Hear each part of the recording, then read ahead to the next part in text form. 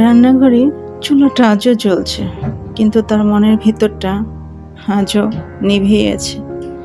প্রতিদিনের মতো আজও সে রান্না করছে। মনের ভিতরে কষ্ট যতই থাকুক না কেন, নিত্যদিনের কাজ তো করতেই হবে।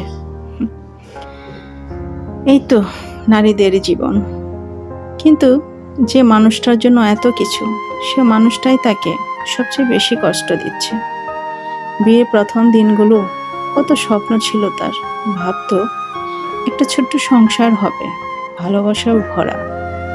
কিন্তু বাস্তবতা ভিন্ন। প্রতিদিনের অবহেলা, কঠিন কথা, আর কারণে অকারণে রাগ।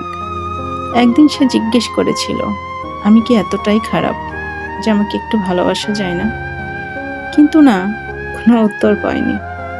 চোখের জল মুছে সে নিত্যদিনের কাজ আবার শুরু করছে। কারণ সে জানে তার কষ্ট কেউ বুঝবে না। আজও সে একইভাবেই কাজ করে চলছে, মুখে হাসি নিয়ে সবার মুখে হাসি ফোটাচ্ছে। কারণ সে জানে সে স্ত্রী। কারণ সে জানে একজন স্ত্রী, আর একজন স্ত্রীর কষ্ট কেউ দেখে না, শুধু দায়িত্বটাই দেখে। তবু তার মনের ভিতরে একটা ছোট্ট আশা বেঁচে আছে। হয়তো কোনো একদিন তার স্বামী বুঝবে এই নীরব ভালোবাসার মূল্য। ততদিন পর্যন্ত হয়তো সে এভাবেই চলবে। আবার এমনও হতে পারে এই অভাগীর ভালোবাসা হয়তো স্বামী কখনো বুঝলই না। সারা জীবন বুঝি অভিনয় করতে করতেই জীবনটা পার করে দিতে হবে।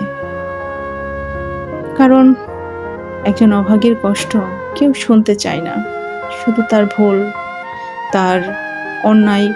আমরা মানুষ, যে কোনো সময় ভুল করতে পারি, অন্যায় করতে পারি।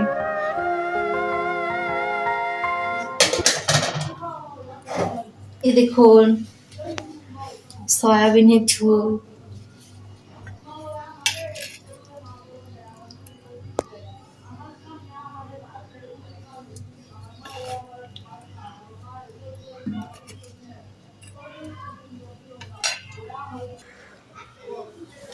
তো বন্ধুরা, গরম গরম ভাতের সাথে হচ্ছে সয়াবিনের ঝোল আমার বেশ ভালো লাগে। তারপর হচ্ছে আমার পছন্দের সবজি ফুলকপি, আর হচ্ছে ছোট আলু দিয়ে মা হচ্ছে আজকে সয়াবিনের গুঁটো রান্না করেছে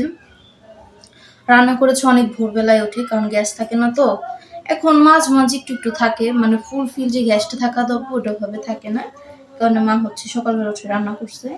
আমি আবার হচ্ছে